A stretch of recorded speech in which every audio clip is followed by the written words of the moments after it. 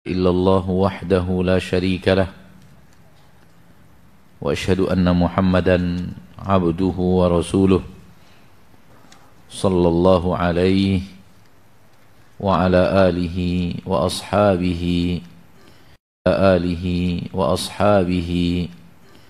ومن تبعهم بإحسان إلى يوم الدين وسلم تسليما كثيرا يا أيها الذين آمنوا اتقوا الله حق تقاته ولا تموتن إلا وأنتم مسلمون يا أيها الناس اتقوا ربكم الذي خلقكم من نفس واحدة وخلق منها زوجها وبث منهما رجالا كثيرا ونساء واتقوا الله الذي تساءلون به والأرحام إن الله كان عليكم رقيبا يا أيها الذين آمنوا اتقوا الله وقولوا قولا سديدا يصلح لكم أعمالكم ويغفر لكم ذنوبكم ومن يطع الله ورسوله فقد فاز فوزا عظيما أما بعد فإن أصدق الحديث كتاب الله وخير الهدي هدي محمد صلى الله عليه وسلم وشر الأمور محدثاتها فإن كل محدثة بدعة وكل بدعة ضلالة وكل ضلالة في النار معاشر المسلمين معاشر المسلمات رحمني ورحمكم الله. Mari kita bersyukur kepada Allah Tabaraka wa Ta'ala yang masih memberikan kepada kita nikmat usia, nikmat kesehatan, dan hidup kita di permukaan bumi. Semua kita insyaAllah tahu bukanlah untuk mengumpulkan harta, karena harta pasti akan ditinggal. Tidak juga untuk mengejar tahta, karena kita pasti akan berpisah dengan tahta itu. Tidak juga mengukir nama sebagai orang yang terkenal, karena keterkenalan itu juga pasti akan ditinggalkan. Akan tetapi Allah Tabaraka wa Ta'ala menyuruh kita hidup di permukaan bumi ini untuk beramal saleh, melakukan aneka ragam ketaatan, karena amal saleh dan ketaatan itu tidak kita tinggal di permukaan bumi, namun dia ikut bersama kita dalam perjalanan kita menuju alam barzakh. Demikian juga ketika kita nanti sudah keluar dari alam barzakh di alam akhirat. Amal saleh, ketaatan yang kita lakukan di dunia tidak kita tinggal, namun ikut bersama kita. Itu yang dikatakan oleh Allah di dalam Al-Quran. Itu juga yang dikatakan oleh Nabi SAW, bahwa sesungguhnya yatba'ul mayyita thalathah, ada 3 yang mengikuti mayat ke pemakaman. Yatba'uhu maluhu wa ahluhu wa amaluh. Ketika ke pemakaman, yang ikut itu adalah hartanya, mobil yang dia punya dijadikan orang mobil untuk mengantarkan jenazahnya, atau membawa keluarganya, atau membawa kerabatnya ke pemakaman. Jadi hartanya ikut bersamanya ke pemakaman. Wa ahluhu, dan keluarganya, istrinya, suaminya, anak-anaknya, ayah atau ibunya yang masih ada, sanak famili, keluarga, handai taulan, ikut mengantarkan ke pemakaman. Wa amaluh, dan ikut juga mengantarkan ke pemakaman amalnya. Amal akan ikut bersamanya ke pemakaman. Fa yarji'u ithnani wa yabqa wahidun. 2 pulang kembali, tak bertahan di pemakaman itu. Wa yabqa wahid, yang bersamanya di pemakaman itu hanya 1. Yarji'u maluhu wa ahluhu, hartanya dan keluarganya kembali, balik arah. Setelah selesai, hartanya balik ke rumah. Setelah selesai, keluarganya pun balik ke rumah, meninggalkannya di pemakaman. Wa yabqa amaluh, dan yang bersama di pemakaman adalah amalnya itu. Oleh karena itu, orang yang hidup untuk harta, orang yang hidup hanya demi keluarga, orang yang hidup mengejar tahta untuk harta juga, orang yang hidup demi nama untuk harta juga, semua itu orang yang akan merugi. Kenapa? Karena harta yang dia kumpulkan semakin banyak, ketika dia tinggalkan, harta itu menjadi milik orang lain, dan hisab harta itu, hisabnya di akhirat dia yang tanggung. Harta itu berubah menjadi milik orang lain. Milik orang lain maksudnya di sini milik istrinya, milik anak-anaknya. Sekiranya ada anak, kalau tidak punya anak, milik saudara-saudaranya. Sebagaimana yang ada di dalam hukum waris, tidak lagi milik dia, sudah ditransfer Allah kepada kepemilikannya kepada orang selain dia. Namun hisabnya, hisab harta yang ada itu, yang dia tinggalkan itu tetap akan dihisab di akhirat. Masyaallah muslimin rahimani wa rahimakumullah, semua kita tahu bahwa akhirat pasti akan tiba. Semua kita beriman bahwa akhirat pasti akan datang. Tak ada keraguan sedikit pun, karena bab ini di dalamnya tidak boleh ada keraguan. Ragu tentang akhirat akan datang, adanya masa berhisab, adanya surga dan neraka, ragu saja bisa membatalkan keimanan, apalagi tidak percaya. Dan ana yakin dan percaya semua kita tidak ada yang ragu akan hari akhirat itu. Lalai mungkin, ragu tidak, tapi lalai mungkin. Disibukkan oleh keadaan, disibukkan oleh tuntutan, disibukkan oleh pekerjaan, disibukkan oleh sesuatu yang melalaikan, akhirnya terlalaikan. Dan inilah salah satu manfaat majelis ilmu, salah satu manfaat majelis taklim, mengingatkan kita kembali kepada akhirat, mengingatkan kita kembali bahwa dunia ini singkat, dunia ini kerdil, dunia ini kecil, dunia ini tidak seberapa apabila dibandingkan dengan akhirat. Kenikmatan yang ada di akhirat, yaitu di surga, jauh lebih besar dengan kelipatan yang tidak bisa menakarnya kecuali Allah Tabaraka wa Ta'ala. Rasulullah SAW bersabda, mad dunya fil akhirah illa kama yaj'alu ahadukum usbu'ahu fil yammi falyanzur bima tarji'. Tidaklah perbandingan antara dunia dan akhirat kecuali salah seorang di antara kalian mencelupkan satu jarinya ke dalam laut. Coba dia lihat berapa air yang bisa dibawa oleh satu jari itu ketika dicelupkan ke dalam laut. Maka itulah dunia, dan sisa air laut yang banyak ini adalah akhirat. Bagaimana memperbandingkannya? Kalau kita tahu ini, tahulah kita apa sebenarnya yang ada di dalam Al-Quran. Walal akhiratu khairul laka minal ula, wal akhiratu khairu wa abqa. Perbandingan yang sangat tidak bisa dibandingkan antara dunia dan akhirat soal kenikmatan yang ada di dalamnya. Oleh karena itu, kerugian yang paling merugi adalah manusia yang mengejar dunia dan akhirnya meruginya di akhirat. Qul innal khasirin alladzina khasiru anfusahum wa ahlihim yaumal qiyamah. Kata Allah di dalam Al-Quran surat Az-Zumar, katakan kepada mereka, sesungguhnya orang-orang yang merugi, sebenar-benar merugi adalah orang yang merugi dia dan keluarganya di hari kiamat. Alladzina khasiru anfusahum wa ahlihim yaumal qiyamah. Maka kerugian yang sebenarnya bukanlah kerugian dunia, dan keuntungan yang sebenarnya bukan keuntungan dunia, tapi keuntungan akhirat. Faman zuhziha 'anil nar wa udkhilal jannata faqad faz, di dalam Al-Quran surat Ali Imran. Barang siapa yang dijauhkan dari neraka dan dimasukkan ke dalam surga, maka dialah orang yang telah sukses, dialah orang yang jaya, dialah orang yang beruntung, dialah orang yang menang. Maka kemenangan hakiki adalah kemenangan di akhirat, dan kerugian yang hakiki adalah kerugian di akhirat. Adapun dunia beserta isinya, baik dia adalah kesuksesan, tidak bernilai sukses kecuali kalau membawa kesuksesan akhirat, dan kerugian tidak bernilai rugi apabila dia membawa kesuksesan akhirat.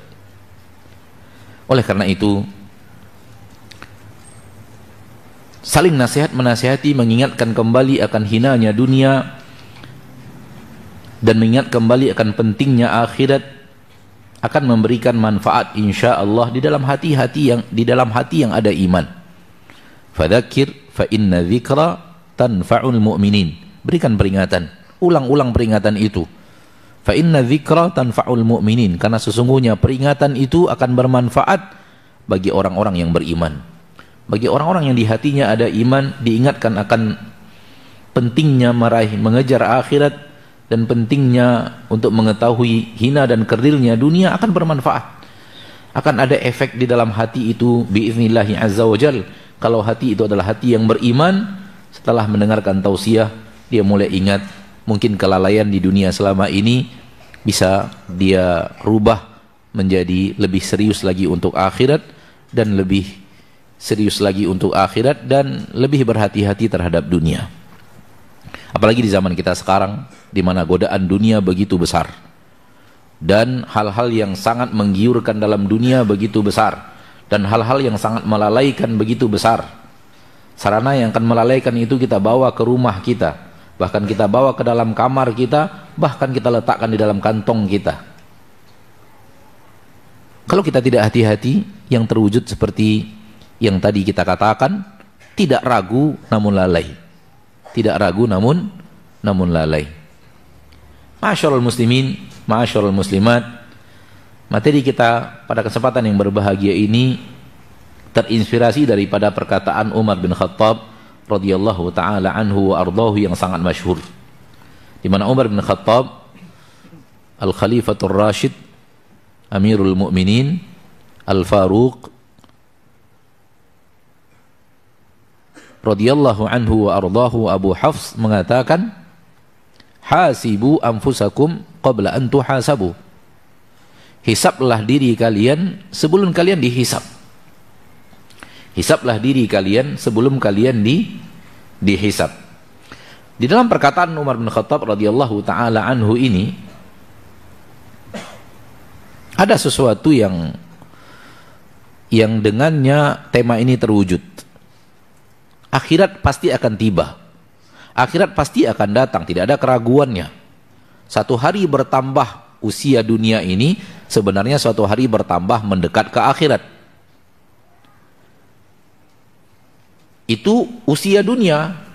Adapun usia kita, sehari bertambah usia kita, sehari kita bertambah makin dekat ke alam barzakh. Dan alam barzakh dalam ilmu syariat dianggap akhirat. Dikelompokkan dengan alam akhirat, walau dia bukan alam akhirat yang sebenarnya, namun secara pengelompokan sudah dikelompokkan ke dalam alam akhirat. Oleh karena itu, kitab-kitab para ulama yang berbicara tentang hari akhirat sering mereka mulai dengan alam barzakh, walau alam barzakh itu sebenarnya bukan alam akhirat yang sebenarnya. Alam akhirat yang sebenarnya dimulai dari yaumul ba'ats, hari di mana kita semua manusia ini dibangkitkan Allah dari alam barzakh. Itu dia mulai alam akhirat yang sebenarnya. Namun sifat alam barzakh jauh lebih mirip kepada alam akhirat dibanding alam dunia. Sifat alam barzakh itu lebih ke alam akhirat dibanding alam dunia. Dia gaib, dia tempat ganjaran, dia ada pertanyaan dan jawaban.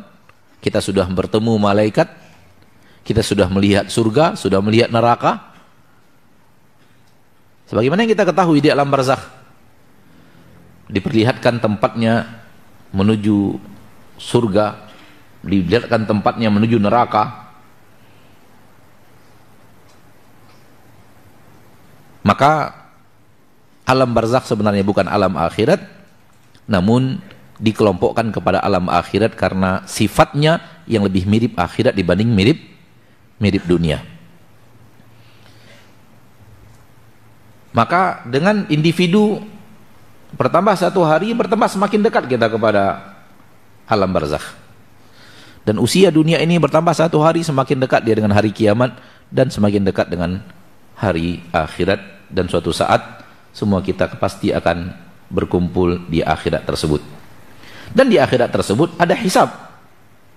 Kita akan dihisab oleh Allah Tabaraka wa Ta'ala Rabbul Izzati wal Jalalah, di mana semua manusia berkumpul, dari mulai Nabi Adam, manusia pertama alaihi salam, dan sampai orang yang paling terakhir tewas dengan datangnya hari kiamat. Dan kita sengaja memakai kalimat tewas karena memang tak ada lagi orang yang beriman di saat itu. Semua terkena azab dalam keadaan kufur kepada Allah Tabaraka wa Ta'ala, penduduk yang bertemu dengan penduduk bumi yang bertemu dengan hari kiamat. Berkumpul semuanya dan kita akan dihisap oleh Allah. Dan itu pasti.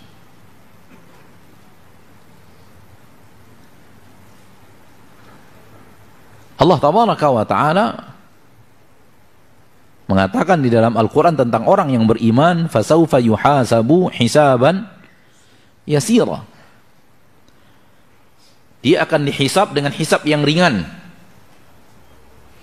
Maka hisab adalah sesuatu yang pasti akan terjadi. Dan di dalam hadis Nabi SAW, Nabi SAW bercerita tentang hisabnya orang mukmin yang ringan itu. Hisab orang mukmin yang ringan adalah ketika Allah menghisab dosa dan kesalahannya, Allah Tabaraka wa Ta'ala menyebutkan kepadanya dosa-dosanya. Allah menyebutkan kepadanya dosa-dosanya. Hamba aku, engkau melakukan ini, engkau melakukan ini, engkau melakukan ini, engkau melakukan ini.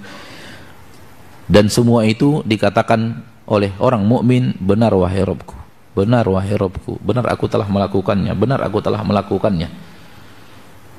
Dan khusus hisab orang mukmin, penduduk mahsyar nggak ada yang tahu. Karena Allah telah menurunkan hijab, tabir pembatas, sehingga penduduk mahsyar tidak mendengar apa yang Allah bicarakan kepadanya dan apa jawaban seorang mukmin. Dan ketika orang mukmin sudah merasa dirinya hancur, merasa dirinya celaka karena dosa kita banyak. Walaupun kita menurut kita rajin beramal soleh, kita juga mengaku dosa kita banyak. Kita sendiri sudah tidak hafal banyaknya dosa kita, bayangkan. Kita sendiri sudah tidak hafal betapa banyaknya dosa kita. Dan pada hari berhisab itu, yauma yab'atsuhumullahu jami'an fayunabbi'uhum. Pada hari di mana mereka dibangkitkan oleh Allah semuanya, Allah yang memberitahu kepada mereka bima amilu, apa yang mereka amalkan. Jadi Allah tidak butuh catatan malaikat.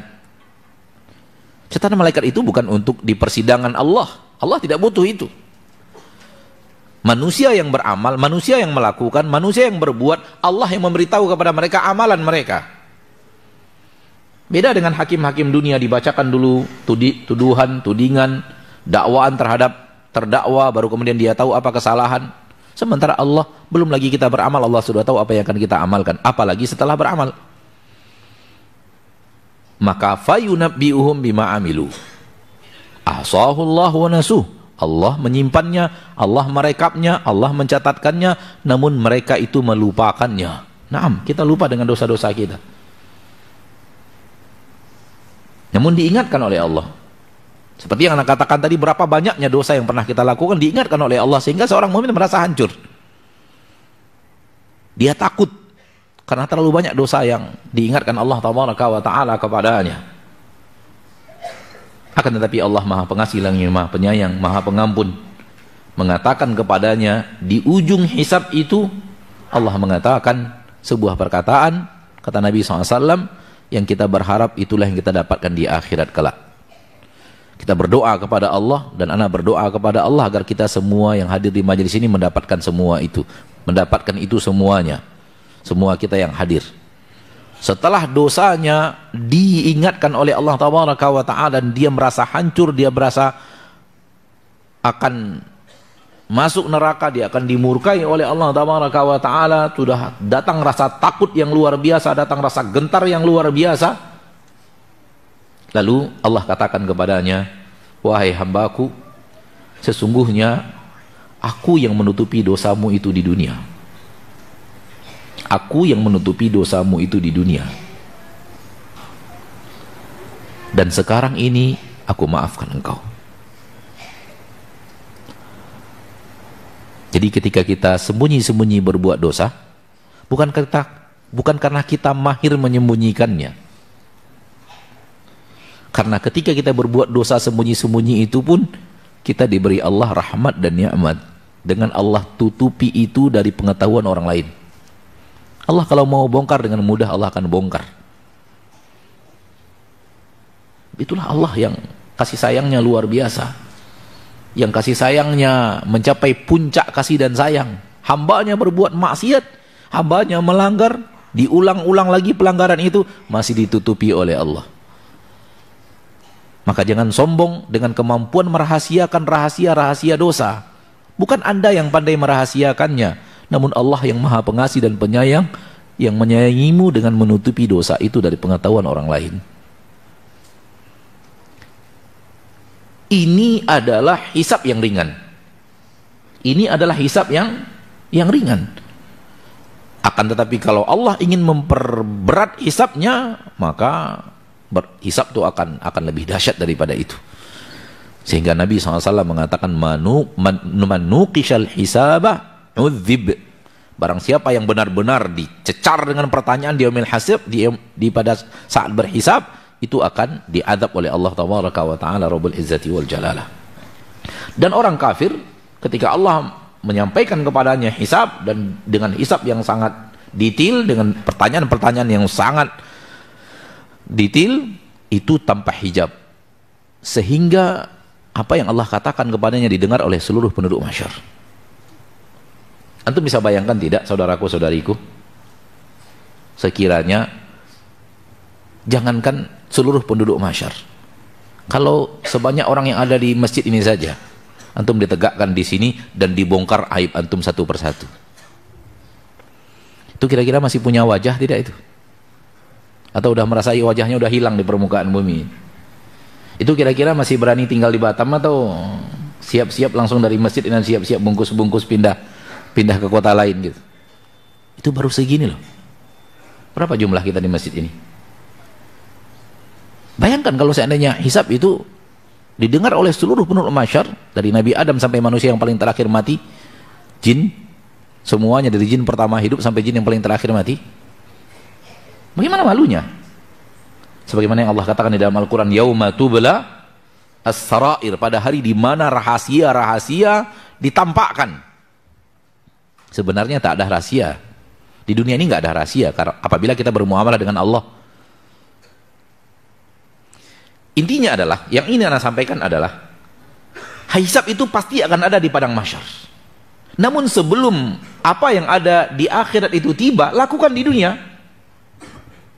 Ini yang dikatakan oleh Umar bin Khattab tadi, hasibu anfusakum qabla an tuhasabu. Hisab diri kalian di dunia sebelum kalian dihisab oleh Allah. Lakukan hisab di dunia sebelum kalian benar-benar dihisab di hari akhirat. Untungnya apa? Kalau kita melakukan hisab terhadap amal kita di dunia, kita peduli kepada amal kita, kita benar-benar melakukan hisab terhadap amal kita, maka insya Allah dan insya Allah maksiat itu akan berkurang. Soal tidak sama sekali itu mustahil karena kita manusia. Orang yang menghisab amalnya di dunia mampu untuk menekan kuantiti atau quality daripada maksiatnya.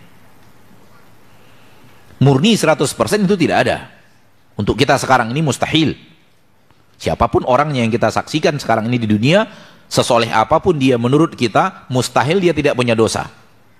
Dia pasti punya dosa, tapi urusan dia, bukan urusan kita.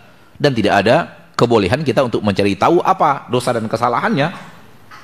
Tidak boleh juga untuk mengintai-ngintai apa dosa dan kesalahannya. Tapi dia pasti punya dosa. Namun Allah sayang kepadanya, sehingga Allah tabaraka wa ta'ala tetap menyimpan itu dari hamba-hambanya untuk kemudian dimaafkan, sebagaimana yang telah kita sampaikan secara terjemahan saja dari hadis Nabi yang panjang tentang hisab seorang mukmin di akhirat. Maka hisab yang ada di akhirat, lakukan hisab di dunia sebelum datang akhirat. Ini dia makna yang kita inginkan dalam lakukan di dunia sebelum datang apa? Akhirat. Karena Umar bin Abdul Aziz, cucu daripada Umar bin Khattab, memberikan kalimat yang menjabarkan perkataan kakeknya dengan mengatakan, man hasaba nafsahu fid dunya Barang siapa yang menghisap dirinya di dunia, menghisap amalnya di dunia, dia hisap. Aku tadi hari ini mengerjakan dosa apa?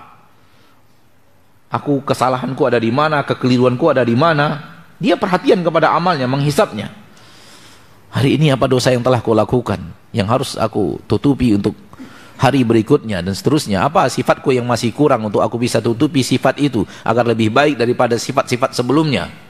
Apabila dia lakukan itu di dunia, man hasaba nafsahu fi dunya, kata Umar bin Abdul Aziz, hana alaihil hisabu yaumal qiyamah, akan mudah baginya hisab pada hari kiamat. Namun kalau kita tidak hisab, maka yang ada adalah amal kita akan mengikut syahwat. Dan amal apabila sudah mengikut syahwat, tidak akan ada rasa puas. Amal kalau sudah ikut syahwat, tidak akan ada rasa puas. Tidak akan ada rasa finish, berhenti dan berakhir, itu tidak ada. Karena syahwat manusia akan terus minta lagi, minta lagi, minta lagi, minta lagi, dan minta lagi. Sampai para ulama mengatakan syahwat itu meminta lagi walau sudah hilang rasa enak maksiat itu. Tapi kalau sudah terbiasa, maka jiwa akan sulit untuk pisah al-fitam daripada dosa dan maksiat itu. Walau dia tidak lagi merasakan indahnya maksiat itu. Orang yang minum khamar misalnya, di awal-awal mungkin dia merasa nyaman, merasa mendapatkan ketenangan, tapi sudah biasa dia minum khamar. Minum khamar baginya bukan indah lagi, tapi jiwanya pun tidak bisa meninggalkan khamar. Wahalum majarah, dan begitu juga maksiat-maksiat yang lainnya. Semakin dia ikuti, semakin dia terikat, semakin dia sulit untuk keluar daripada maksiat itu, semakin sulit baginya untuk bertaubat dari maksiat itu, walaupun dia tidak lagi menikmati maksiat itu.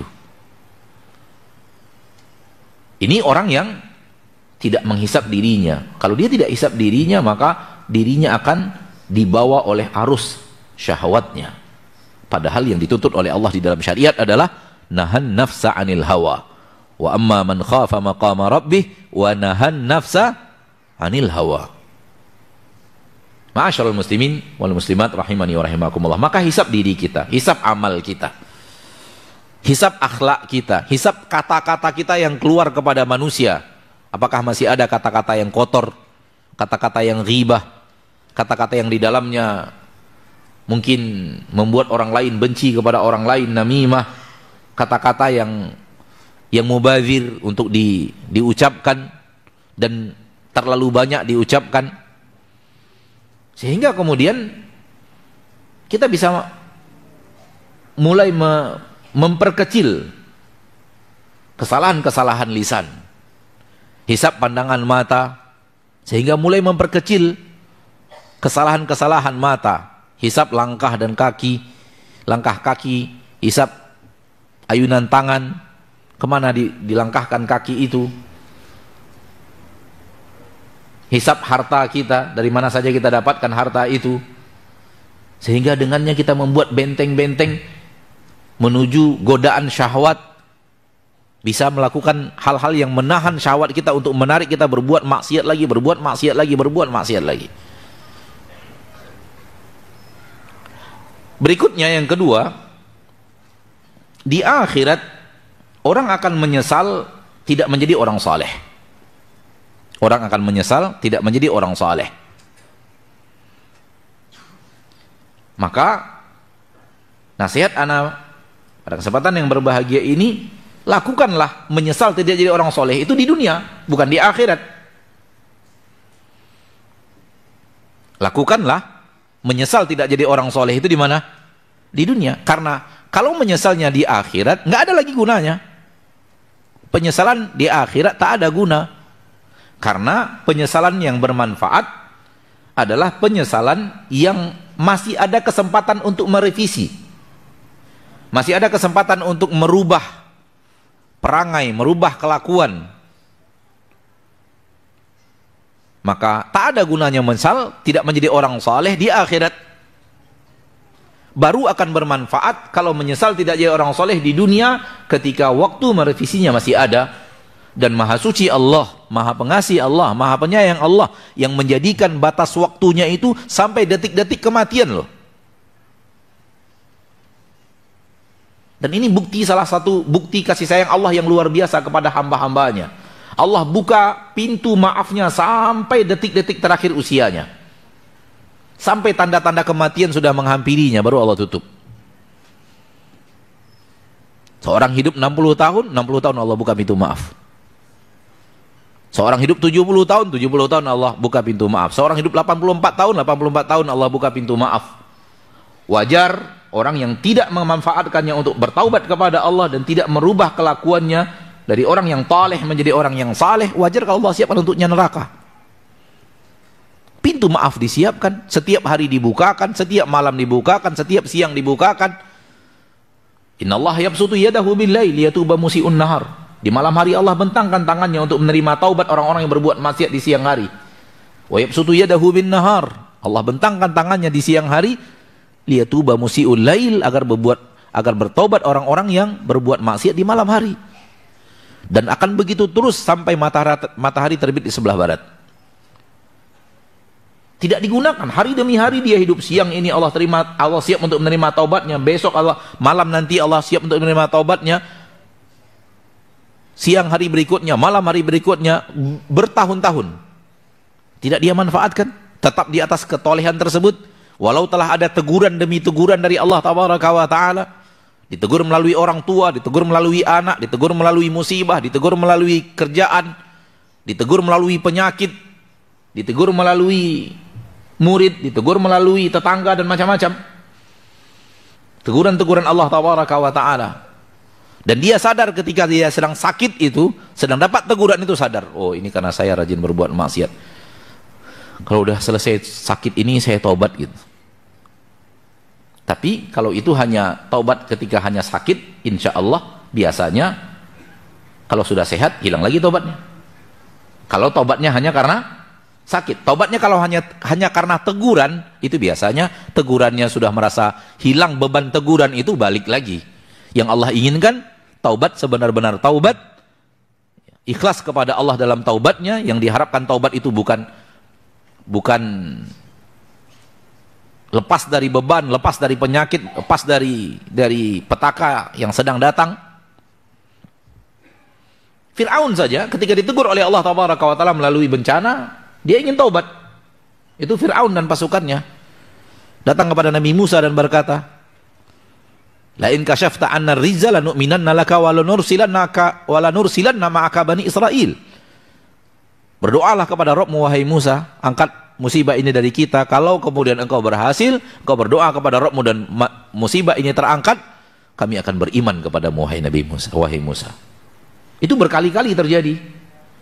Diuji dengan darah, diuji dengan belalang, diuji dengan kutu, diuji dengan aneka ragam kodok. Ketika musibah datang, ingin taubat. Selesai musibah, hilang lagi keinginan taubat. Hal yang sama orang yang taubatnya taubat sakit, taubatnya taubat bencana, itu hanya ketika pedih bencananya itu ada. Mirip dengan orang tertangkap polisi lah. Mirip dengan orang apa? Tertangkap polisi. Enggak Pak, enggak buat-buat lagi Pak, ampun Pak, sekali ini aja terakhir Pak gitu. Itu kan karena ada polisinya. Dan dia mau dimasukkan penjara, masuk bui. Udah keluar nanti dari bui, hilang kan polisinya, balik lagi kepada amalnya. Maka taubat yang benar bukan itu, bukan taubat disebabkan kita merubah hidup kita ke amal saleh, bukan karena penyakit, bukan karena musibah, bukan karena petaka dan bencana yang sedang datang, tapi benar-benar keinginan merubah diri menjadi orang saleh, patuh dan taat kepada Allah Tabaraka wa Ta'ala. Di dalam Al-Quran Allah Tabaraka wa Ta'ala berfirman, surat Al-Mu'minun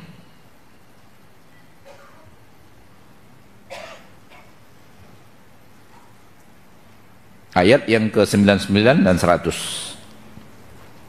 Hatta idza jaa ahadahumul maut qala rabbirji'un la'alli a'malu salihan fima taraktu kalla innaha kalimatun huwa qailuha wa min waraihim barzakhun ila yaumi yub'atsun. Pada saat salah seorang di antara mereka didatangi kematian, Sudah makan masuk akhirat, qala rabbirji'un. Dia minta kepada Rabbnya, wahai Rabbku, kembalikan aku hidup di dunia. Berikan aku waktu untuk hidup lagi di dunia. La'alli a'malu salihan fima taraktu. Aku akan menjadi orang saleh. Aku akan melakukan kesolehan dan mengamalkan apa yang selama ini aku tinggalkan. Di dalam Al-Quran, ayat yang lain Allah Tabaraka wa Ta'ala berfirman, wahum yastarikhuna fiha, surat Fatir ayat 37. Wahum yastarikhuna fiha, mereka teriak-teriak di dalam neraka. Ayat ini di dalam neraka. Kalau tadi di awal kematian, idza jaa ahadahumul maut. Namun yang ini sekarang di neraka sudah. Wahum yastarikhuna fiha, mereka teriak-teriak kesakitan di dalam neraka. Semoga tidak ada kita di sana. Amin ya rabbal alamin. Rabbana akhrijna, wahai Rabb kami, keluarkan kami dari akhirat ini. Keluarkan kami dari akhirat menuju dunia lagi. Na'mal salihan ghairal ladzi kunna na'mal. Kami akan beramal saleh, amal yang tidak kami lakukan dulu di dunia. Tidak amal yang dulu kami lakukan lagi. Kami akan beramal saleh, bukan amalan yang dulu kami lakukan. Ini kan taubat ingin jadi orang saleh. Tapi taubatnya di mana? Di akhirat. Taubatnya ketika alam barzakh sudah datang, taubatnya ketika di padang mahsyar itu juga ada, dan di dalam neraka minta kepada Allah Tabaraka wa Ta'ala Rabbul Izzati wal Jalalah dikembalikan ke dunia untuk merubah sikap menjadi orang saleh, meninggalkan amalan-amalan yang dulu dia kerjakan di dunia. Dari amalan-amalan yang salah, amalan keliru, amalan yang dilarang oleh Allah Tabaraka wa Ta'ala, mengikuti hawa nafsu dan syahwat dan melakukan maksiat kepada Allah Tabaraka wa Ta'ala. Sebelum akhirat itu tiba, lakukan sekarang.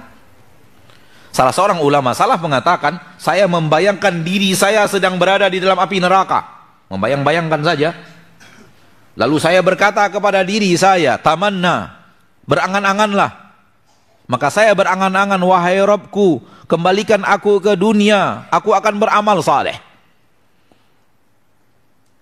Itu angan, membayangkan. Kemudian beliau katakan kepada dirinya, sekarang engkau sedang berada di dunia, beramal solehlah. Cita-cita penduduk neraka yang ada di dalam ayat ini kembali kepada dunia, dan sekarang kita ada di cita-cita mereka itu. Dan ini maksud dan tujuan Allah Tabaraka wa Ta'ala menyampaikan kepada kita apa yang menjadi penyesalan orang neraka. Mereka bercita-cita ingin ke dunia untuk menjadi orang yang saleh, meninggalkan sesuatu yang sudah dia tahu, yang dia sudah tahu itu tak boleh. Dan ketahuilah cita-cita penduduk neraka itu kita sekarang ini. Kita sekarang ini ada pada cita-cita tertinggi penduduk mahsyar. Bukan penduduk mahsyar, penduduk neraka. Apa yang diinginkan, diminta-minta yang mustahil untuk dia dapatkan dari Allah Tabaraka wa Ta'ala. Ya Allah, kembalikan kami ke dunia. Kami ingin merubah hidup dari tidak saleh menjadi saleh, dari berbuat maksiat menjadi berbuat taat. Ini dia waktunya. Ini hari-hari yang kita lalui sekarang. Itulah yang diminta oleh penduduk neraka dalam ayat ini. Maka mari kita menjadi orang saleh sebelum tiba akhirat, dan bercita-cita ingin menjadi orang saleh yang tak ada lagi kesempatan untuk jadi orang saleh, karena itu bukan hari beramal. Akhirat bukan kampung untuk beramal. Akhirat adalah kampung pembalasan. Beramalnya di sini. Maka mari ma'asyiral muslimin, tata diri kita untuk tetap taat kepada Allah. Wallahi, sehebat apapun kita menata diri kita taat kepada Allah, sehebat apapun kita berusaha membendung hawa nafsu kita, sehebat apapun kita berusaha melakukan kebaikan sebanyak mungkin yang bisa kita lakukan, syaitan punya beribu cara untuk menjerumuskan kita dalam maksiat. Itu sudah berusaha sekuat tenaga menahannya. Bayangkan apa yang akan terjadi kepada orang yang tidak berusaha menjadi orang saleh. Hidupnya tergantung arus kehidupan. Apa arus sekarang dia akan seperti itu. Apa yang sedang tren sekarang dia akan seperti itu. Apa yang sedang viral sekarang dia akan seperti itu. Kemana arusnya sekarang dia akan seperti itu. Bagaimana manusia banyaknya di bumi sekarang dia akan seperti itu. Apa yang akan terjadi pada dirinya? Seperti yang Anda katakan tadi, wallahi, setelah kita berusaha menata diri di atas kesalehan, ada saja cara syaitan menjerumuskan kita untuk berbuat maksiat. Karena dia memang seperti yang Allah katakan di dalam Al-Quran, tukang tipu yang sangat mahir. Wala yaghurrannakum billahil gharur. Jangan sampai si tukang tipu yang sangat banyak, sangat mahir menipu itu mampu menipu kalian. Sebagaimana kita berusaha tadi menghisap lisan kita supaya lisan kita mengucapkan kata-kata yang baik saja. Kita fikirkan apa yang akan keluar dari lisan kita. Kalau baik kita keluarkan, kalau rasa-rasanya tidak baik kita tahan. Berusaha sekuat tenaga kita melakukan itu, tetap aja ada cara syaitan untuk menyeret lisan kita mengucapkan hal yang tidak diridhoi Allah. Keluar juga kata-kata yang tidak baik, membuat orang tersakiti. Keluar juga kata-kata yang mungkin maknanya adalah ghibah. Itu setelah berusaha sekuat tenaga, mencoba untuk menahan. Bayangkan apa yang terjadi pada orang yang tidak menahan sama sekali. Dia lepaskan saja sesuai dengan keinginan hawa nafsunya. Apa yang terjadi pada lisan itu? Berapa sehari dia akan ukirkan maksiat dalam catatan hariannya dari lisannya itu. Maka ma'asyiral muslimin rahimani wa rahimakumullah, di akhirat nanti orang akan berniat jadi orang saleh. Orang akan bercita-cita ingin jadi orang saleh. Dan kesempatan itu bagi kita di dunia ada. Menjadi orang saleh itu bagi di dunia ini ada. Dunia ini tidak tertutup sampai datangnya detik-detik terakhir kematian untuk merubah diri jadi orang saleh. Maka ketika kita tahu kita masih berada di penghasilan yang haram, kapan kita akan tinggalkan penghasilan yang haram itu? Kita tahu kita sedang berada di sebuah transaksi riba, sudah tahu, bukan tidak tahu. Tapi kita pura-pura tidak tahu. Itu beda antara tidak tahu dengan pura-pura tidak tahu. Yang ada terjadi banyaknya adalah pura-pura tidak tahu saja. Punya alasan beraneka ragam. Saya tulang punggung keluarga. Kalau saya berhenti, siapa yang akan menafkahi keluarga saya? Saya anak satu-satunya menafkahi orang tua saya. Kalau saya keluar, siapa yang akan menafkahi ayah dan ibu saya? Ini bahagian daripada bakti saya kepada orang tua, dan alasan lainnya, dan alasan lainnya, dan alasan lainnya. Walaupun kita selalu katakan kepadanya bahwa betul Allah menyuruh engkau menjadi tulang punggung keluarga sebagai seorang ayah, sebagai seorang suami. Namun Allah tidak pernah menyuruh engkau menjadi tulang punggung keluarga dari hasil yang haram. Betul Allah tabaraka wa ta'ala memerintahkan seorang anak untuk berbakti kepada orang tuanya. Namun ingat, Allah tidak pernah memerintahkan kita berbakti kepada orang tua kita dengan cara dengan harta yang haram. Ada titik yang salah dalam penilaian, seolah-olah baktinya kepada orang tua itu melegalkan keharaman yang dia lakukan. Dan itu tentunya syaitan yang sangat mahir menipu manusia. Sudahlah, nggak mungkin Allah menyia-nyiakan orang sepertimu. Kamu kan ingin berbuat baik kepada orang tua. Kamu kan ingin membahagiakan anak dan istrimu. Kamu kan juga bangun masjid. Kamu kan juga punya anak yatim, santunan anak yatim. Lanjutkan saja, nggak apa-apa. Akhi fiddin, kita tidak pernah disuruh Allah membangun masjid pakai dana yang haram. Nabi SAW menegaskan dengan kalimat yang sangat jelas, Innallaha ta'ala tayyibun la yaqbalu illa tayyiba. Allah subhanahu wa ta'ala suci dan tidak akan menerima kecuali yang suci-suci. Nafkahmu kepada orang tua, nafkahmu kepada anak dan istri, nafkahmu untuk ini, infak dan sedekah kepada aneka ragam kebaikan yang Anda katakan kebaikan, kalau tidak dari harta yang suci, Allah tidak terima. Nabi sudah jelas tegas mengatakan, la yaqbalu illa thayyibah, Allah tidak akan menerima kecuali yang suci. Maka hentikan hanyut dalam tipu muslihat syaitan itu. Tulang punggung keluarga, yes, dari hasil yang halal. Bakti kepada orang tua, na'am, dari hasil yang halal. Ingin bangun masjid, na'am, dari hasil yang halal. Bangun pesantren, na'am, dari hasil yang halal. Silakan. Tidak bangun pesantren pun tak apa-apa. Tidak bangun masjid pun tidak apa-apa, karena tidak ada kewajiban. Kewajiban Anda harus infak untuk bangun masjid nggak ada dalam agama kita. Tapi kewajiban berhenti dari yang haram ada. Maka yang mana yang akan kita pilih? Melanjutkan, kemudian menyesali di akhirat, dosa yang kemudian Nabi katakan perang melawan Allah dan Rasulnya, bayangkan. Sulit bagi manusia kadang-kadang berhenti.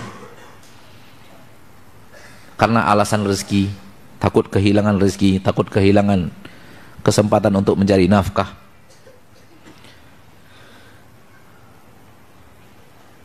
Ma'asyiral muslimin, berikutnya orang-orang yang tidak mau sujud di akhirat menyesal tidak mau sujud ketika Allah perintahkan sujud di akhirat, nggak sanggup sujud. Orang yang sujudnya dengan riya, orang yang sujudnya hanya melihat manusia, tidak ikhlas kepada Allah tabaraka wa taala dalam sujudnya, ketika dia hendak sujud di akhirat diperintahkan Allah sujud, kata Nabi SAW, tulang belulangnya ini dari atas sampai bawah nyatu jadi satu.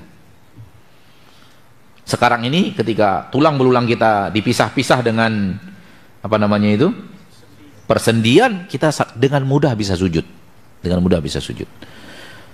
Oleh karena itu lakukan sujud dengan ikhlas di permukaan bumi, agar ketika kita sujud nanti diperintah sujud di akhirat, kita mampu untuk sujud.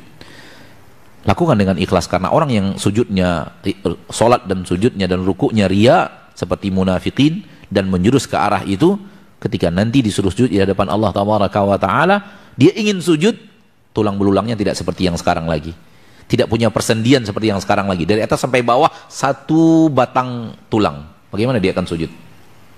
Dan ini ada di dalam Al-Quranul Karim, surat Al-Qalam.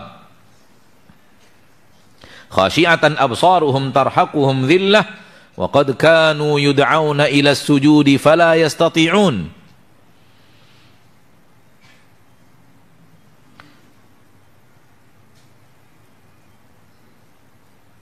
Di dalam surat Al-Qalam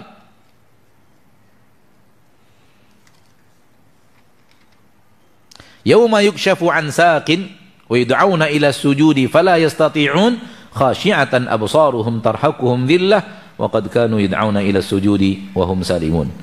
Ayat yang ke-42 dan 43 dari Al-Qur'an surat Al-Qalam. Pada hari di mana Allah tabaraka wa taala membuka betis, wa yud'auna ila as-sujudi fala yastati'un, dan mereka disuruh untuk sujud, diperintahkan untuk sujud, fala yastati'un. Ketika itu mereka tidak sanggup sujud. Khashi'atan absaruhum tarhaquhum dhillah, mata mereka tertunduk ke bawah, mereka diliputi oleh kehinaan. Wa qad kanu yud'auna ila sujudi wa hum salimun. Dulu di dunia mereka diperintahkan untuk sujud dan mereka dalam keadaan sehat walafiat, selamat. Enggak ada apa-apa yang menghalangi mereka untuk sujud kecuali hawa nafsu. Tak ada yang menghalangi mereka untuk sujud dengan ikhlas kecuali hawa nafsu. Ini dikatakan oleh Nabi SAW akan terjadi di padang mahsyar, ketika orang mukmin berkumpul dengan orang munafik, sementara orang-orang yang kufar sudah duluan masuk neraka, dan orang munafik merasa dirinya yang sujud dengan riya masih merasa dirinya di golongan orang yang beriman, dan mereka masih tertipu dengan keberadaan mereka di kelompok orang yang beriman, karena orang kufar sudah duluan digiring ke neraka Allah tabaraka wa taala. Karena orang kufar tidak melewati sirat. Orang kufar tidak melewati sirat. Yang melewati sirat orang yang beriman.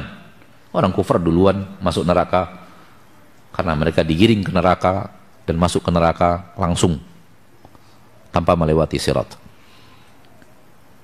Dan masih tersisa bersama orang yang beriman orang munafikin. Dan Allah berkata kepada mereka, apa yang kalian tunggu? Orang yang beriman dan bercampur dengan orang munafik mengatakan, kami menunggu Rob kami. Rob kami belum datang. Adapun orang kufar tadi, Robnya sudah pada datang. Rob yang mereka anggap Rob sudah datang. Matahari sudah datang, mereka ikuti, mencampakkan mereka ke neraka. Api sudah datang, itu Rob mereka, mereka ikuti, mencampakkan mereka ke neraka. Bintang sudah datang, mereka katakan itu Rob kami, maka kemudian mencampak, mereka ikuti Rob mereka, kemudian mencampakkan mereka ke neraka. Datang orang dalam bentuk Nabi Isa yang mereka ketahui di dunia sebagai Rob mereka, datang dan mereka kata ini Rob kami, lalu mereka ikuti Nabi Isa dalam bentuk Nabi Isa itu yang telah mereka kenal itu, kemudian mencampakkan mereka ke neraka. Tersisa munafikin dan mukminin. Kemudian mereka belum bergerak. Allah bertanya, apa yang kalian tunggu? Kami menunggu ayat dari Rob kami, tanda-tandanya, menunggu Rob kami. Allah mengatakan, apakah ada tandanya? Iya, kami telah diberitahu tandanya, yaitu Allah membuka betis. Inilah ayatnya, yauma yukshafu an saq. Tanda itu adalah Rabb yang kita harus sujud. Ketika itu semua orang yang beriman sujud.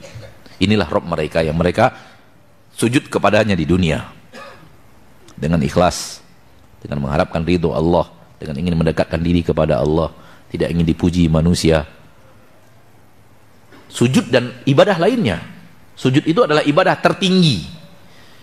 Di antara salat yang paling afdal adalah sujud. Dan di antara amalan-amalan yang paling afdal adalah salat. Amalan dan semua berdiri di atas fondasi ikhlas, mengikhlaskan kepada Allah tauhid. Dan orang yang beriman sujud, dan mereka sujud seperti di dunia, sebagaimana dulu mereka sujud di dunia, seperti mereka sujud di akhirat. Namun orang munafik ketika ingin sujud, batang tulang mereka ini berubah menjadi satu, sehingga ketika mereka sujud nggak bisa. Ini di ayatnya. Maka lakukan sujud dengan ikhlas, agar kemudian ketika tiba saatnya sujud di akhirat, kita benar-benar diberikan Allah taufik, diberikan Allah hidayah, diberikan Allah kemudahan, diberikan Allah tabaraka wa ta'ala kemudahan untuk melakukan sujud itu. Hati-hati dengan riya, hati-hati dengan sujud ke masjid hanya karena malu sama teman, malu sama tetangga dan semacamnya. Nggak ada gunanya. Akan tetapi sujudlah karena Allah Rabbul Izzati wal Jalalah. Di antara yang terjadi di hari akhirat adalah orang yang di dunia tidak mau patuh dan taat kepada Allah dan Rasul, mirip dengan kesolehan tadi. Itu bahagian daripada penyesalannya. Di antara penyesalan di akhirat, taat kepada pemimpin dalam perkara maksiat. Dalam perkara maksiat, taat kepada pemimpin dalam perkara maksiat akan melahirkan penyesalan yang luar biasa di padang mahsyar. Di dalam Al-Qur'an surat Al-Baqarah, Allah tabaraka wa ta'ala berfirman, "Idz tabarra'a alladziina tubi'u minal ladziina ittaba'u wa ra'awul 'adzab wa taqatta'at bihimul asbab." Al-Baqarah ayat yang ke-166 dan 67. "Idz tabarra'a alladziina tubi'u minal ladziina ittaba'u wa ra'awul 'adzab wa taqatta'at bihimul asbab wa qala alladziina ittaba'u law anna lana karratan fanatabarra'a minhum kama tabarra'u minna." Ketika orang-orang yang diikuti, orang yang nyuruh orang lain untuk berbuat maksiat lalu dia diikuti, itu biasanya bos, pimpinan, pemimpin, orang tua yang menyuruh bawahannya, orang yang di bawahnya untuk mengikuti apa yang dia mau daripada perbuatan maksiat. Pemimpin dan orang-orang besar. Dan ada ayat lain di dalam Al-Quran yang menyatakan mereka adalah pemimpin-pemimpin dan pembesar-pembesar. Namun dalam ayat ini lebih umum, siapapun yang diikuti dalam berbuat maksiat. Idz tabarra'a alladziina tubi'u, ketika orang-orang yang diikuti berlepas diri minal ladziina taba'u, dari orang yang mengikuti mereka. Wa ra'awul 'adzab, dan mereka semuanya melihat azab. Wa taqatta'at bihimul asbab, telah putus bagi mereka semua sebab yang akan mendatangkan bantuan untuk mereka. Wa qala alladziina taba'u, ketika itu berkata orang-orang yang di dunia mengikuti, di dunia mengikuti orang berbuat maksiat. Gara-gara itu pimpinan harus ikut juga, gara-gara itu adalah orang tua ikut juga, padahal tahu itu adalah maksiat. Gara-gara itu adalah bos harus ikut juga, gara-gara itu orang yang menggaji kita harus ikut juga, dengan alasan ini dan itu, mulai membuat alasan, itu kan saya diperintah, saya tidak bisa berbuat apa-apa, saya hanya menjalankan perintah, padahal kita tahu kita sedang berbuat maksiat. Ini orang-orang yang mengikuti. Wa qala alladziina taba'u, berkata orang-orang yang mengikuti, law anna lana karratan, sekiranya kita bisa kembali ke dunia, fanatabarra'u minhum, fanatabarra'a minhum, kami akan berlepas diri dari mereka, kama tabarra'u minna, sebagaimana sekarang mereka berlepas diri dari kami. Maka lakukan di dunia sebelum di akhirat. Lakukan di dunia sebelum di akhirat. Berlepas diri dari orang-orang yang menyuruh Anda berbuat maksiat, apapun resikonya. Karena lebih berat resiko akhirat.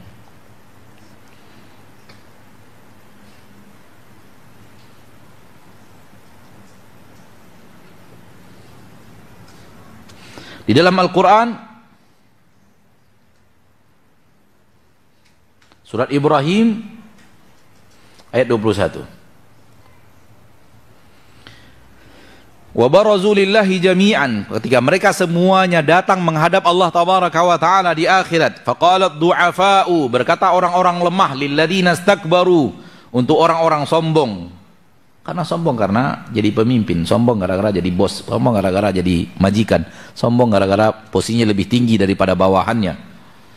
Inna kunna lakum taba'an, berkata orang-orang yang lemah kepada orang-orang yang sombong, kami dulu mengikuti kalian. Fahal antum mughnuna anna min adzabillahi min syai', apakah kalian bisa memberikan kepada kami manfaat sedikit pun untuk mengurangi azab Allah ini dari kami? Walau sedikit kurangi azab Allah dari kami dulu disebab kami ikut kalian. Qalu, berkata orang-orang tersebut, lau hadanallah la hadainakum, kalau kami dulu dapat hidayah, kami pasti kasih hidayah kepada kalian. Namun karena kami sesat, yang kami berikan kepada kalian apa? Kesesatan juga. Sawa'un alaina ajazi'na am sabarna ma lana min mahis. Sama saja bagi kita. Mau sabar kita di neraka ini, mau tidak sabar di neraka ini, mau sabar, sama saja. Tidak ada tempat untuk kembali, tidak tempat untuk keluar dari neraka. Di sini berlepas diri dari perintah maksiat. Berani berlepas diri dari perintah maksiat di dunia sebelum minta pertanggungjawaban kepada orang yang menyuruh, dan mereka berlepas diri di akhirat. Tak akan bertanggung jawab. Karena di dunia ini Allah sudah memberitahu kepada kita bahwa dosa masing-masing. Allah mengatakan di dalam Al-Quran, alla taziru waziratun wizra ukhra. Seorang yang berdosa tidak akan menanggung dosa orang lain, itu tidak akan. Maka jauhi apa yang menjadi slogan orang untuk mengajak orang lain berbuat maksiat. Ya udah ikut saja saya yang nanggung dosanya gitu. Ikut saja saya yang nanggung dosanya. Itu nggak ada itu. Itu kalimat syaitaniyah di dunia untuk menarik orang berbuat maksiat, di akhirat tidak akan terwujud. Di akhirat dia akan berlepas diri. Bahkan syaitan sendiri berlepas diri dari orang yang mengajak dia, orang yang dia ajak kepada maksiat. Iblis berlepas diri dari orang-orang yang mengajak, orang-orang yang dia ajak dan ikut kepadanya dalam maksiat. Apabila kita diajak dan kita ikut, kita tahu itu maksiat, kita tanggung dosanya. Adapun orang tersebut, dia tanggung dosanya dan dosa ngajak kita. Dia juga dapat dosa double, tapi double dosa dia.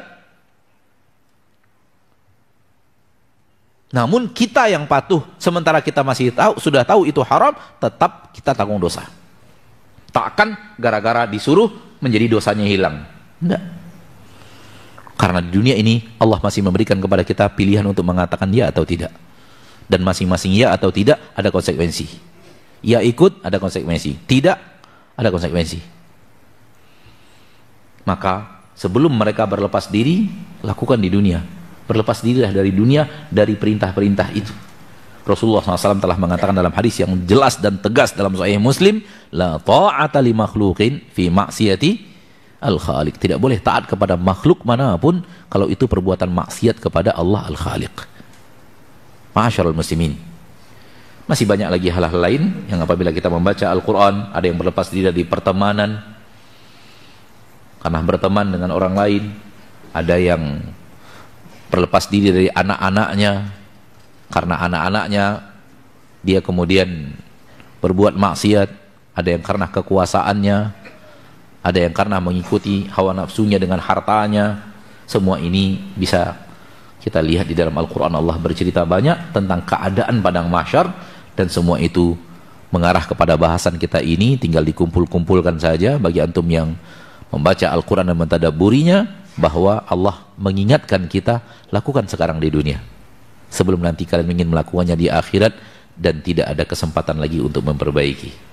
Ini yang bisa Anda sampaikan secara materi pada kesempatan yang berbahagia ini. Ma'asyiral muslimin wal muslimat rahimani wa rahimakumullah. Semoga bermanfaat, dan waktu yang tersisa beberapa menit ke depan kita gunakan untuk menjawab pertanyaan. Kalau Ana tahu jawaban yang antum tanyakan, Ana jawab. Kalau tidak, maka Ana katakan Allahu a'lam. Silahkan bertanya kepada para asatidah di sini yang lebih berilmu daripada Ana. Wallahu a'lam.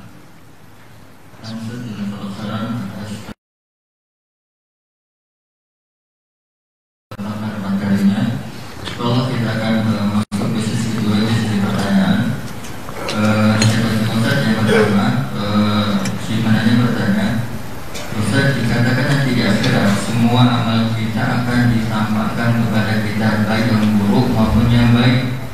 Yang menjadi pertanyaannya, bagaimana dengan keburukan-keburukan yang sudah diampunkan dan dimaafkan oleh Allah? Apakah nanti di akhirat juga ditampakkan? Jawabannya tidak mungkin tidak. Tidak mungkin tidak. Berarti ditampakkan. Karena ayatnya sudah jelas, faman ya'mal mithqala dzarratin khairan yarah. Dzarrah daripada kebaikan yang pernah dikerjakan dia akan melihat. Wa man ya'mal mithqala dzarratin syarran yarah. Dzarrah. Hal yang sangat kecil daripada keburukan kalau dikerjakan dia akan lihat di akhirat. Dan di dalam surah Al-Kahfi, wa wajadu ma 'amilu hadirah. Mereka menemukan semua yang pernah mereka amalkan hadir dalam catatan. Sehingga dia berkata, ma li hadzal kitabi la yughadiru saghiratan wala kabiratan illa ahsaha. Ada apa dengan kitab ini? Tak menyisakan sesuatu yang kecil sampai yang besar kecuali dicatat semuanya. Maka soal ada dalam catatan, tampak dalam catatan itu pasti, tidak mungkin tidak. Ketika sudah bertaubat, catatannya itu tidak hilang, namun dosanya yang dihapus. Beda dengan catatan. Catatan tetap ada, namun karena Allah sudah mengampuni, maka dosanya yang dihilangkan, sehingga dosa itu tidak berwujud azab karena sudah diampuni. Namun catatannya masih ada. Catatannya masih ada, dan ketika dibaca masih ada dalam catatan itu. Namun apabila diampuni oleh Allah dan taubat kita diterima oleh Allah, lalu kita mendapatkan pengampunan, yang dihapus itu dosanya, bukan catatan maksiatnya. Wallahu a'lam.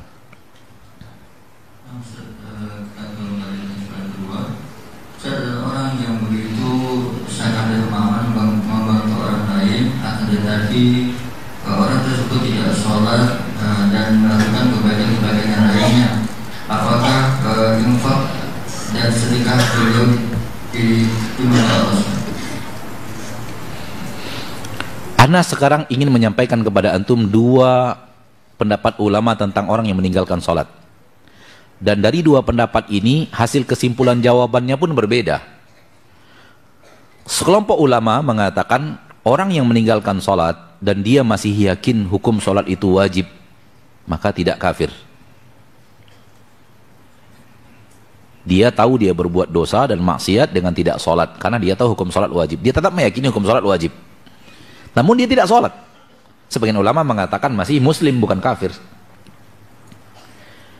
Pendapat yang kedua, tidak, meninggalkan sholat walau meyakini sholat itu wajib, namun dia tinggalkan dengan sengaja, itu sudah keluar dari agama Islam, sudah kafir.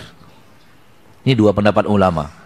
Dan dari dua pendapat ini hasil jawabannya beda-beda. Kalau lihat pendapat yang pertama, masih ada kemungkinan sedekahnya diterima oleh Allah, infaknya diterima oleh Allah, karena dia masih muslim.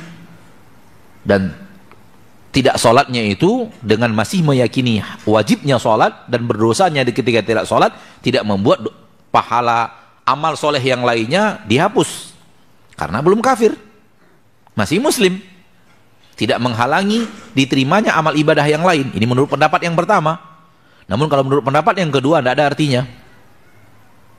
Kalau menurut pendapat yang kedua, orang yang sengaja meninggalkan sholat dengan sengaja, walau satu kali, sengaja dia meninggalkan sholat, bukan karena lalai, bukan karena ketiduran, bukan karena udzur, namun sengaja, tahu dia tidak sholat, dia mau sengaja tidak sholat. Sebagian ulama mengatakan kafir walau sekali dilakukan. Maka kalau sudah kafir, hilang seluruh amal solehnya, apapun jenis amal soleh itu. Nah, ini bahaya besar yang akan menanti orang yang tidak sholat di dunia.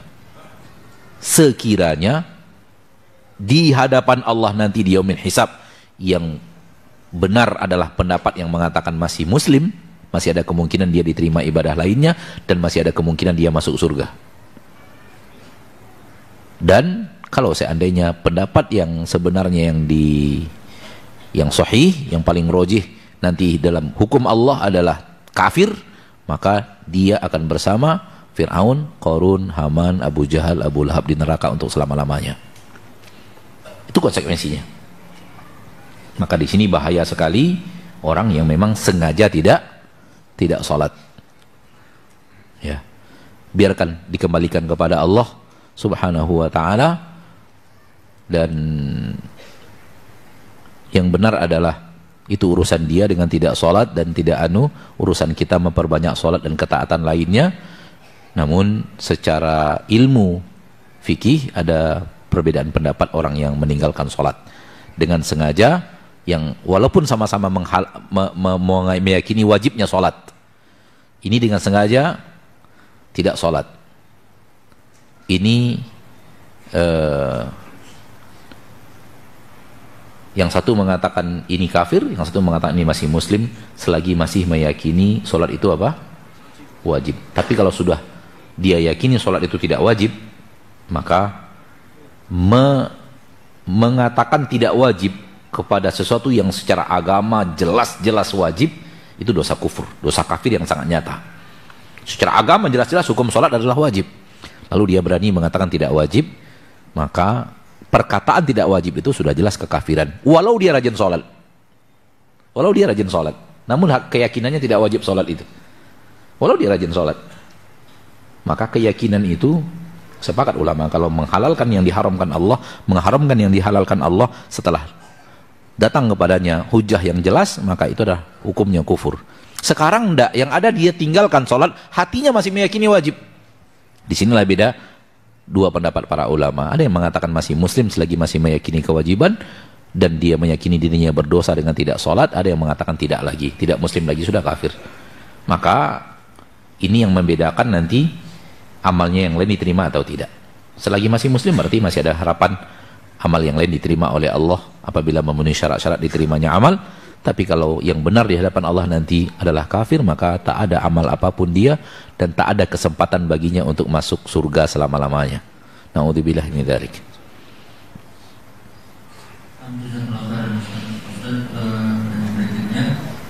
Dalam surat Ar-Rum ayat 7, Allah mengatakan ya'lamuna al-ghasirah minal hayati dunya wa hum 'anil akhirati hum ghafilun. Mohon penjelasannya Ustaz. Dalam ayat ini kata mereka ditujukan untuk kebanyakan manusia, termasuk orang-orang beriman, atau khusus untuk orang kafir saja? Jazakallahu khairan. Di dalam Al-Qur'anul Karim Allah selalu berbicara kafir, mukmin. Allah selalu bicara kafir dan mukmin. Munafik pun ketika Allah berbicara, sebenarnya Allah sedang berbicara orang kafir, tapi orang kafir dengan cara yang lain. Apa ya? Orang kafir dengan penampilan yang berbeda gitu. Sebenarnya Allah sedang bicara orang kafir juga, sama-sama kafir di hatinya. Namun yang kafir yang satu menampakkan kekafirannya dengan jelas, kafir yang satu sembunyi di balik amalnya seolah-olah mukmin. Sama-sama kafir sebenarnya. Intinya manusia hanya dua, mukmin dan kafir. Faman syaa'a falyu'min wa man syaa'a falyakfur. Itu inti sebenarnya. Namun si munafik adalah orang kafir yang pura-pura muslim, sebenarnya kafir.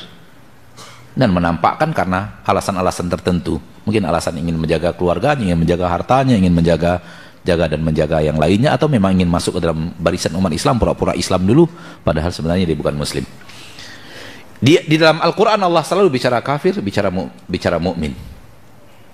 Jadi ketika Allah bicara ya'lamuna zahiran minal hayati dunya wa hum 'anil akhirati ghafilun, Allah bicara orang kafir. Ketika Allah berbicara orang-orang yang beriman, innamal mu'minuna alladziina aamanu billahi wa rasulihi tsumma lam yartabu. Orang yang beriman sesungguhnya adalah orang yang beriman kepada Allah dan Rasulnya, kemudian mereka tidak ragu. Allah sedang bicara mukmin. Innamal mu'minuna qad aflahal mu'minuna alladziina fi salatihim khashi'un, orang mukmin yang benar-benar mukmin. Ketika Allah bicara orang kafir yang benar-benar kafir. Lalu manusia lebih dekat ke sini atau lebih dekat ke sini? Paham belum? Jadi ketika Allah bicara dua kelompok. Fariqun fil jannah, orang mukmin. Fariqun fil nar, orang kafir. Jadi sifat-sifat yang Allah ceritakan itu sifat dominan orang kafir. Maka ketika seorang mukmin, dia mukmin juga, tapi ketika dia memiliki karakteristik mengarah kepada orang kafir, dia akan diperlakukan oleh Allah dengan keadilannya, bagaimana sedekat apa dia dengan orang kafir kelakuannya. Bukan kafir sejati ya. Bukan kafir sejati. Dan orang mukmin kan ada yang lalai juga dari akhirat, lalai dari akhirat. Tapi bukan lalai seperti lalainya orang kafir. Namun ketika Allah berbicara di dalam Al-Quran, Allah selalu bicara mukmin sejati dan kafir sejati. Itu yang Anda tahu, wallahu a'lam.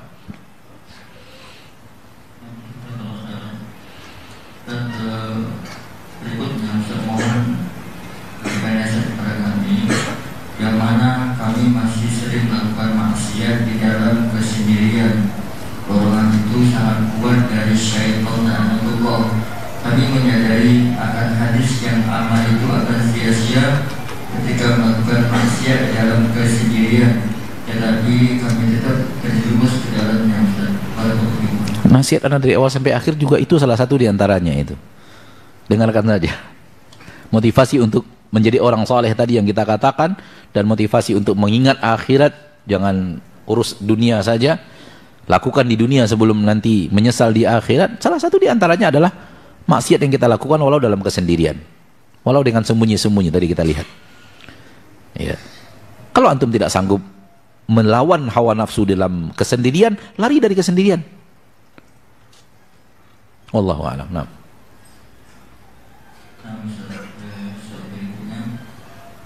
Dosa orang-orang mukmin apa saja yang akan mendapatkan hisab yang ringan itu, Ustaz? Wallahu ta'ala alam. Allah yang maha menakar, Allah yang maha memperlakukan hamba-hambanya. Tak ada keterangan khusus apa saja dosa-dosanya kalau itu dilakukan ringan hisabnya nanti. Tak ada keterangan yang jelas dalam arti kata poin-poin yang jelas. Namun terbagi dua, hisab terbagi dua, hisab berat dan hisab ringan. Mana takaran yang ringan, amalan mana yang takarannya ringan, amalan mana yang takarannya berat, yang ana tahu, ana tidak ada ilmunya dalam bab itu. Karena ana tidak tahu ada keterangan yang jelas tentang yang mana yang akan menjadikan hisabnya ringan, yang mana yang menjadikan hisabnya berat. Dan sejauh yang ana tahu tidak ada juga kalau maksiat ini hisabnya ringan nanti, kalau maksiat ini hisab berat nanti. Wallahu ta'ala alam. Nah.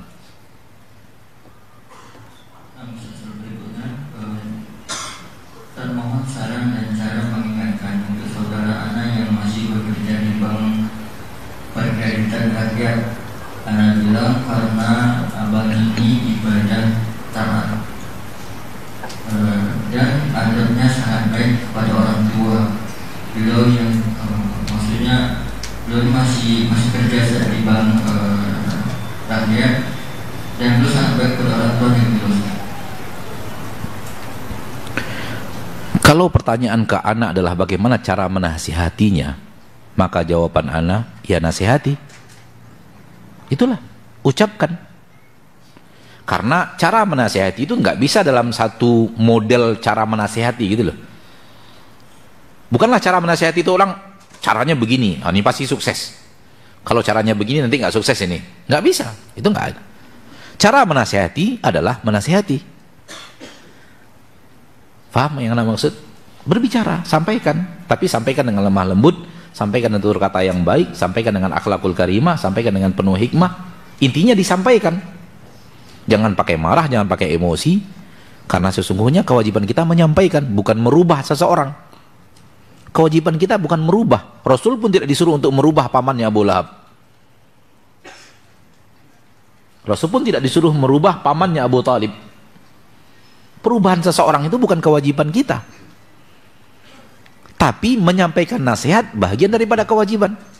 Amar ma'ruf nahi mungkar. Dan ketika amar ma'ruf nahi mungkar, yang diperintahkan Nabi adalah basyiru wa la tunafiru, yassiru wa la tu'asiru. Berikan kabar gembira agar dia termotivasi untuk melaksanakan ketaatan dan meninggalkan maksiat. Jangan dipersulit. Jangan dibuat dia menjauh dengan nasihat kita kepadanya. Nasihat dengan emosi, dengan mencak-mencak dan semacamnya, atau menakut-nakutinya dengan kata-kata yang kasar misalnya. Berikan nasihat, intinya diucapkan. Adapun bagaimana cara mengucapkannya, masing-masing orang punya cara tersendiri.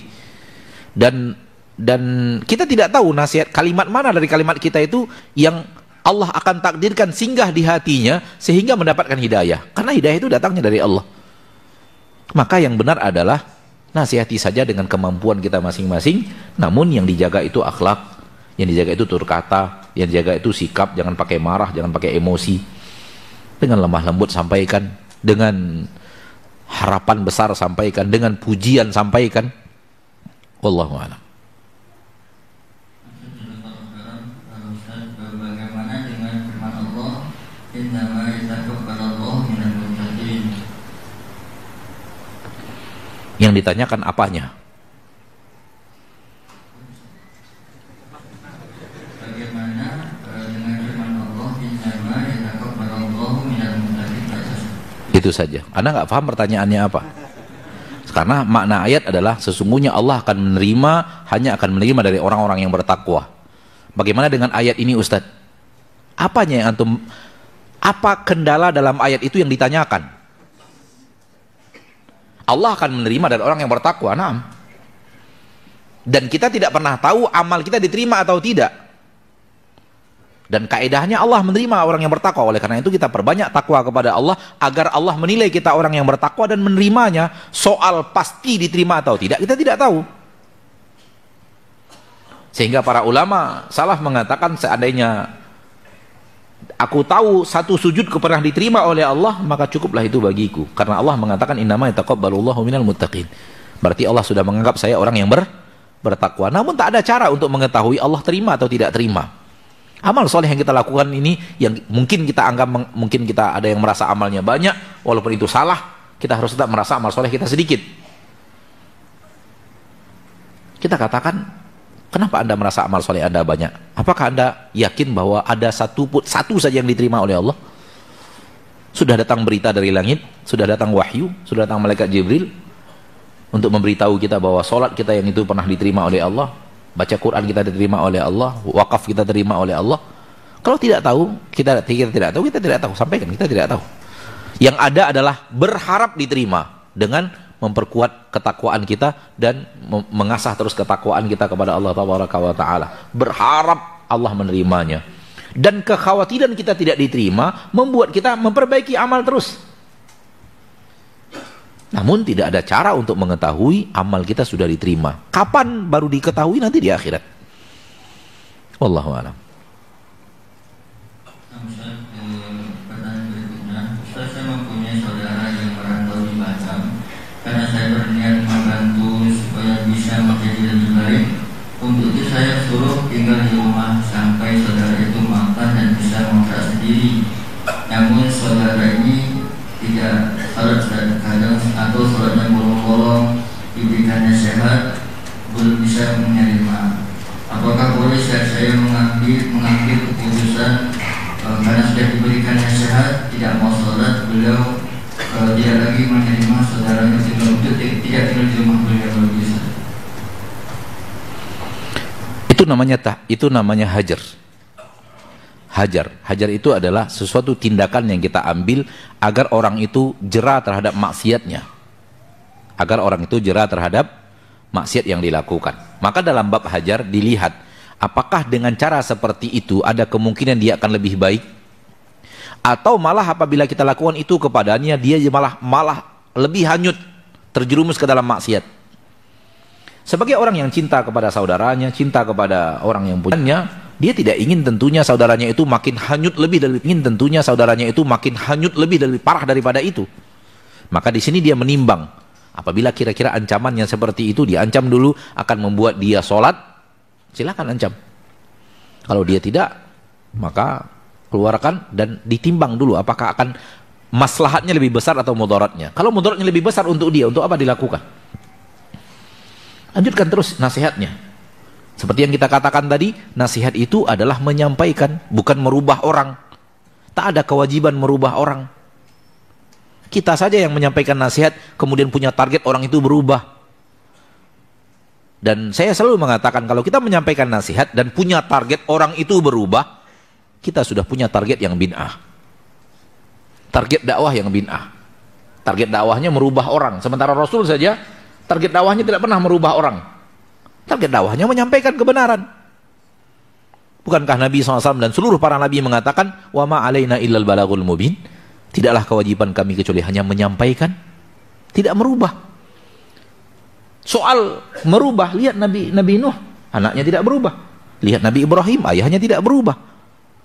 Lihat Nabi Muhammad SAW, pamannya tidak berubah. Lihat Nabi Lut, istrinya tidak berubah.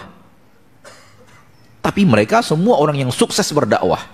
Dan tidak ada di antara kita seorang pun yang lebih sukses daripada mereka dalam berdakwah.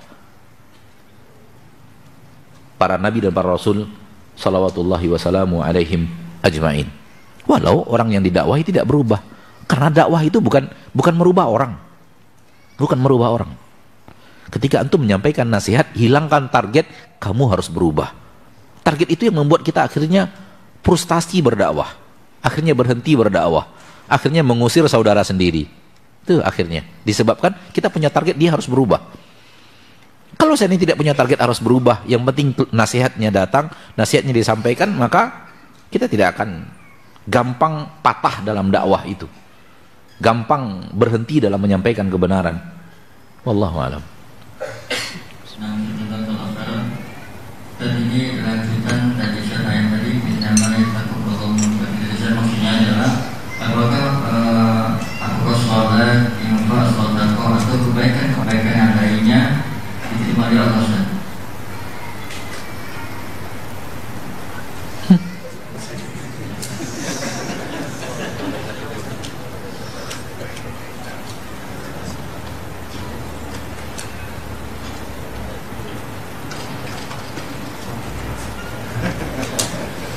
Makin bingung kan?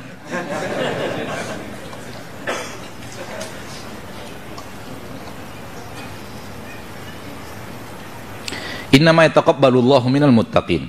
Maksudnya Ustadz, apakah infak atau sedekah yang tidak sholat atau amal-amal yang lainnya?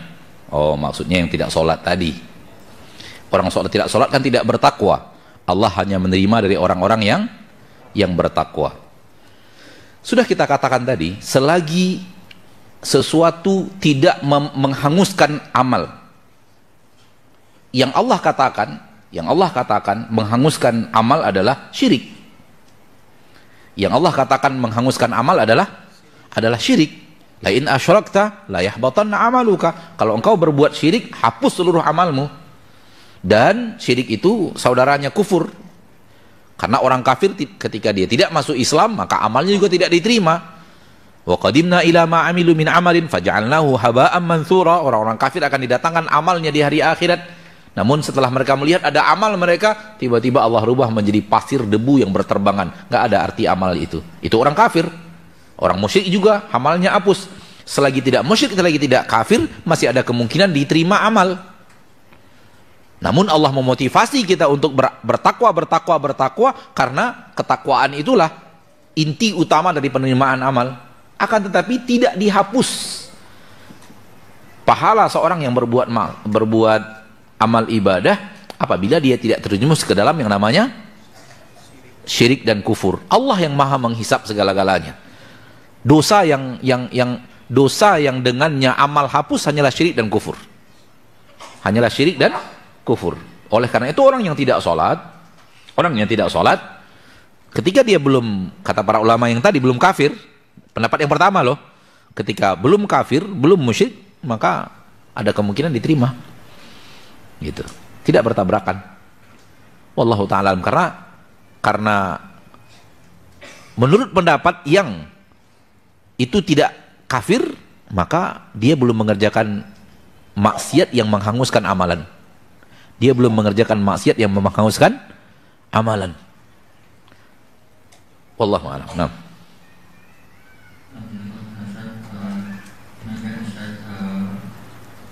Karena waktu yang mudah kita, maka kami mohon maaf kepada jemaah sekalian yang pertanyaannya belum kita sampaikan, karena sudah langsung berangkat ke penyampaian insyaallah.